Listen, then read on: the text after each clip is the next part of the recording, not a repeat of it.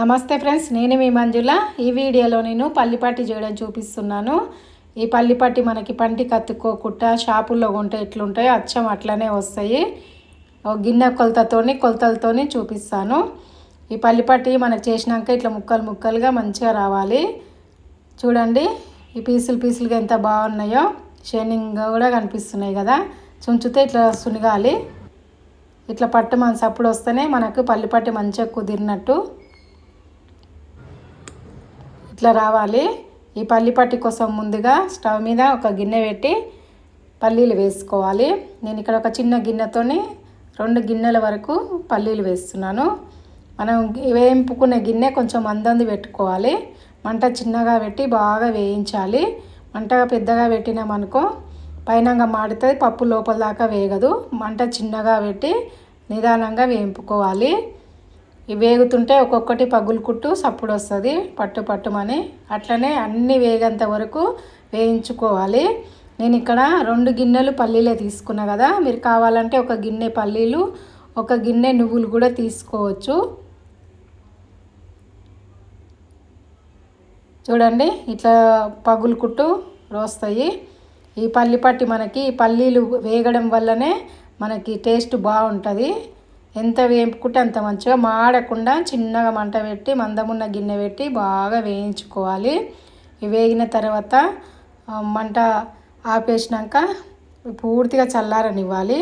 చల్లారిన తర్వాత ఇవి పలుకులు చేసుకోవాలి. పలుకులు చేయాలంటే మన పొట్టు తీసేయాలి. పల్లీలకు అసలు పొట్టు తీయొద్దు, కానీ ఈ పల్లిపట్టికి మనకు పలుకులు కావాలి కాబట్టి తీసేయాలి. నువ్వులు వేసుకునే వాళ్ళు సపరేట్ వేయించుకోండి. పల్లీలు సపరేట్ వేయించుకొని పొట్టు తీసుకోండి. నువ్వులు వేయించుకొని పక్కకి పెట్టుకోండి. చూడండి, ఇట్లా ఉండాలి పలుకులు. ఈ పొట్టును పడేయడం ఇష్టం లేని వాళ్ళు కారం పొళ్ళు చేసుకుంటారు కదా, అందులోనే కలుపుకోవచ్చు. లేదా చెట్లు ఉంటే చెట్లు మొదట్లనైనా వేసుకోవచ్చు.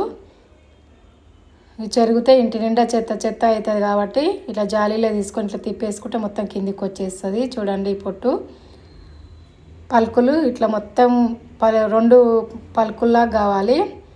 చేసినాక మనకు పాకం చేయంగానే పొయ్యనికే గిన్నె కానీ ఏదైనా ట్రే ఉంటే ట్రే కానీ ఏది ఉంటే అది తీసుకొని నెయ్యి అయినా నూనెనైనా రుద్ది పక్కన పెట్టుకోవాలి. మనము చేయంగానే పొయ్యనికే ఈజీ ఉంటుంది.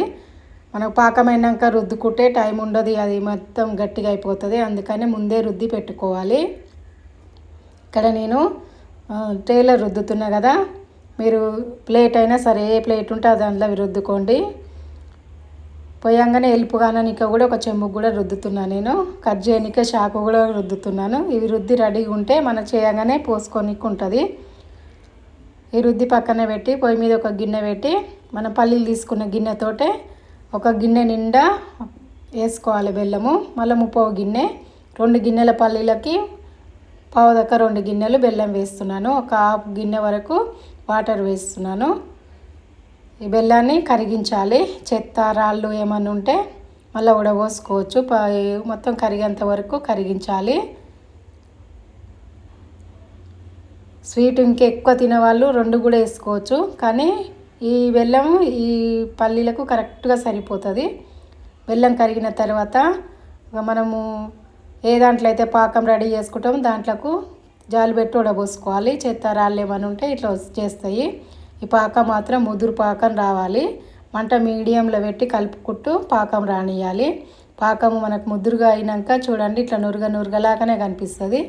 ఇక వాటర్లో వేసుకోవాలి. వాటర్లో వేస్తే మనకి ఇట్లా ముద్దలాగా ఉండాలి, కరిగిపోకుండా ముద్దలాగా రావాలి. చూడండి, వచ్చేసింది. ఇప్పుడు మనకి ఇట్లా కొట్టినా కానీ సప్పుడు రావాలి, గిన్నెకి వేసినా కానీ. ఇట్లా వచ్చిందంటే మనకు పాకం రెడీ అయినట్టే. ఈ పాకం కూడా చుంచితే ముక్కలు కావాలి. నేను అందులో వేసేసిన. ఇప్పుడు మనము పలుకులని ఇందులో వేసేసుకోవాలి. నువ్వులు వేసుకునే వాళ్ళు కూడా ఈ పలుకులు వేసినాక నువ్వులు వేసేసి కలిపేసుకోవడమే. మొత్తం కలిపేసేయాలి. మంట చిన్నగా పెట్టుకోవాలి, పెద్దగా ఉంటే మళ్ళీ మాడుతుంది, మొత్తం బిగ్గరైపోతుంది. మనం పల్లీలు వేసి కలుపుతుంటే మన తిప్పే చెంచాకు కానీ గంటకు కానీ పాకం తీగల్లాగా కనిపించొద్దు. తీగల్లాగా కనిపించినాయి అనుకో మనకు పాకం సరిగ్గా రానట్టు, అది గుర్తుపెట్టుకోండి. చూడండి, నేను ఇక్కడ తిప్పుతుంటే ఎక్కడన్నా తీగలు కనిపిస్తున్నాయా, కనిపించట్లేవు కదా, అట్లా ఉండాలి. లాస్ట్లో నేను ఒక స్పూను నెయ్యి కూడా వేస్తున్నాను. స్టవ్ బంద్ చేసినాక నెయ్యి వేస్తున్నాను. మీరు నెయ్యి వద్దనుకుంటే వేయకపోయినా బాగుంటుంది, కానీ షైనింగ్ కోసం నేనైతే వేసిన. ఈ నెయ్యి వేయడం వల్ల పల్లిపట్టి మనకి షైనింగ్ మంచిగా కనిపిస్తుంది అన్నమాట.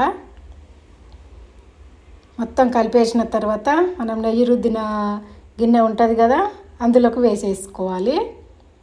ఎక్కువసేపు ఉంటే మరి గట్టిగా అయిపోతుంది, తొందరగా వేసేసుకోవాలి. ఇది పల్లి పట్టిలాగా కావాలనుకుంటే హెల్ప్గా అనుకోవచ్చు, లేదా ఉండల్లాగా కావాలనుకుంటే చిన్న చిన్న ఉండల్లాగా కూడా కొంచెం గోరెచ్చగా ఉండగా కొంచెం చెయ్యికి నెయ్యి అంటించుకొని ఉండల్లాగా కూడా చుట్టుకోవచ్చు.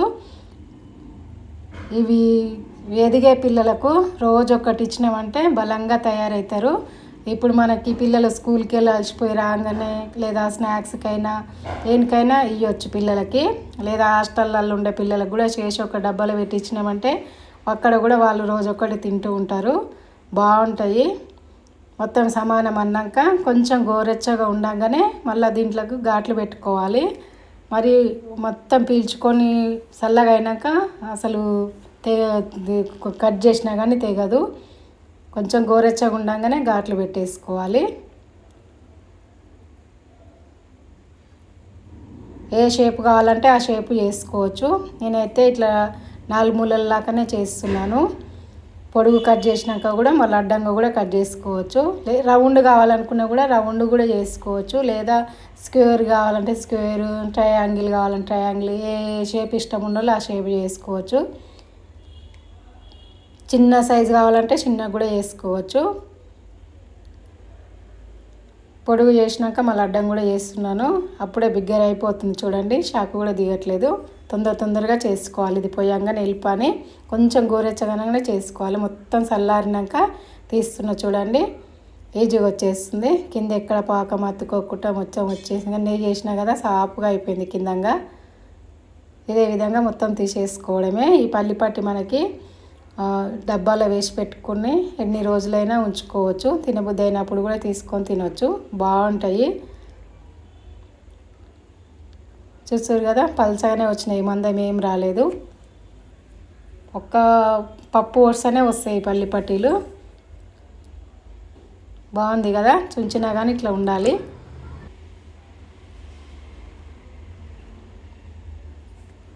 ఇట్లా ఉంటేనే మనకు పంటికి అతుక్కోకుండా మంచిగా నములుతుంటే బాగుంటాయి. మనం పల్లీలు బాగా వేయించినా కదా టేస్ట్ కూడా బాగుంటాయి.